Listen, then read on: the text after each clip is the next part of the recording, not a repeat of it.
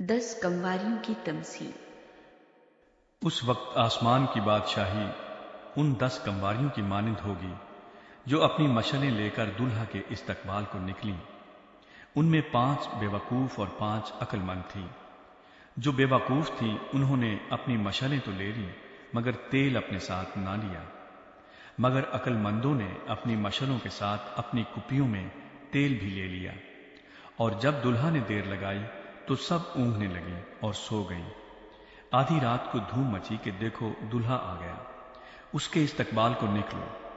اس وقت وہ سب کنواریاں اٹھ کر اپنی اپنی مشل درست کرنے لگیں، اور بے وقوفوں نے عقل مندوں سے کہا کہ اپنے تیل میں سے کچھ ہم کو بھی دے دو، کیونکہ ہماری مشلیں بجھی جاتی ہیں۔ عقل مندوں نے جواب دیا کہ شاید ہمارے تمہارے دونوں کے لیے کافی نہ ہو، بہتر یہ ہے کہ بیچنے والوں کے پاس جا کر اپنے واسطے مول لے لو۔ جب وہ مول لینے جا رہی تھیں تو دلہا آ پہنچا، اور جو تیار تھیں وہ اس کے ساتھ شادی کے جشن میں اندر چلی گئیں، اور دروازہ بند ہو گیا۔ پھر وہ باقی کنواریاں بھی آئیں اور کہنے لگیں، اے خداوند، اے خداوند، ہمارے لیے دروازہ کھول دے۔ اس نے جواب میں کہا، میں تم سے سچ کہتا ہوں کہ میں تم کو نہیں جانتا۔ پس جاگتے رہو، کیونکہ تم نہ اس دن کو جانتے ہو نہ اس گھڑی کو۔ توڑوں کی تمثیل۔ کیونکہ یہ اس آدمی کا سا حال ہے جس نے پردیس جاتے وقت اپنے گھر کے نوکروں کو بلا کر اپنا مال ان کے سپرد کیا، اور ایک کو 5 توڑے دیے، دوسرے کو 2 اور تیسرے کو 1، یعنی ہر ایک کو اس کی لیاقت کے مطابق دیا، اور پردیس چلا گیا۔ جس کو 5 توڑے ملے تھے اس نے فوراً جا کر ان سے لین دین کیا اور 5 توڑے اور پیدا کر لیے۔ اسی طرح جسے 2 ملے تھے اس نے بھی 2 اور کمائے، مگر جس کو 1 ملا تھا اس نے جا کر زمین کھودی اور اپنے مالک کا روپیہ چھپا دیا۔ بڑی مدت کے بعد ان نوکروں کا مالک آیا اور ان سے حساب لینے لگا۔ جس کو 5 توڑے ملے تھے وہ 5 توڑے اور لے کر آیا اور کہا، اے خداوند، تو نے 5 توڑے مجھے سپرد کیے تھے، دیکھ میں نے 5 توڑے اور کمائے۔ اس کے مالک نے اس سے کہا، اے اچھے اور دیانتدار نوکر، شاباش، تو تھوڑے میں دیانتدار رہا، میں تجھے بہت چیزوں کا مختار بناؤں گا، اپنے مالک کی خوشی میں شریک ہو۔ اور جس کو 2 توڑے ملے تھے اس نے بھی پاس آ کر کہا، اے خداوند، تو نے 2 توڑے مجھے سپرد کیے تھے، دیکھ میں نے 2 توڑے اور کمائے۔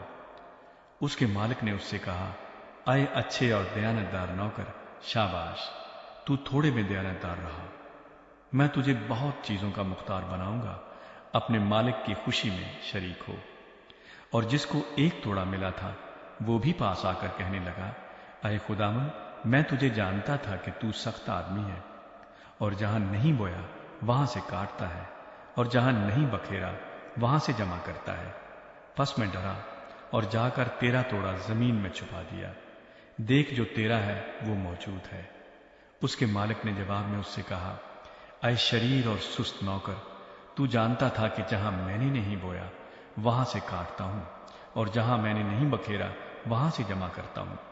پس تجھے لازم تھا کہ میرا روپیہ ساہوکاروں کو دیتا، تو میں آ کر اپنا مال سود سمیت لیتا۔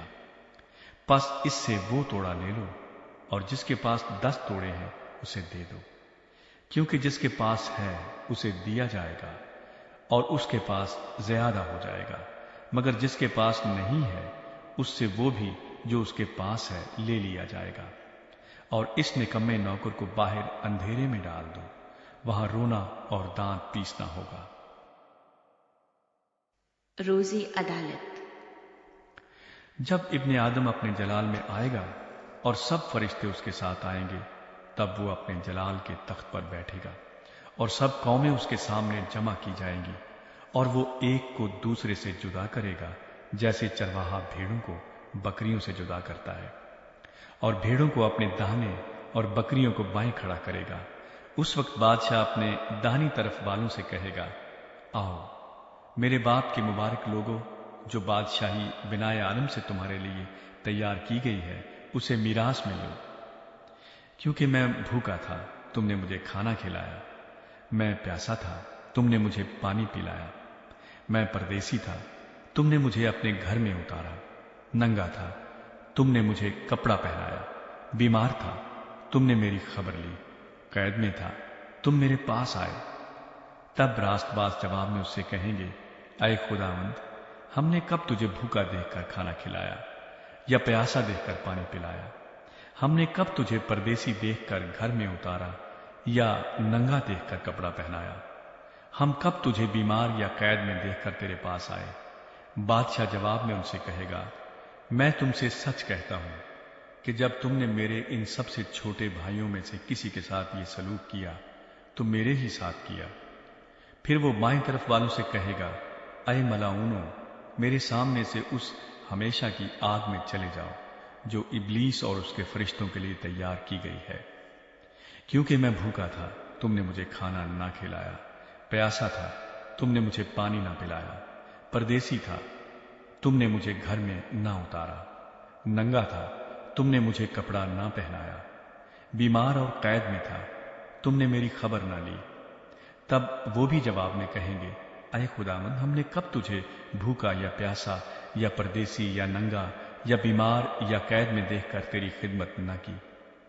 उस वक्त वो उनसे जवाब में कहेगा, मैं तुमसे सच कहता हूं कि जब तुमने इन सब से छोटों में से किसी के साथ ये सलूक न किया तो मेरे साथ न किया।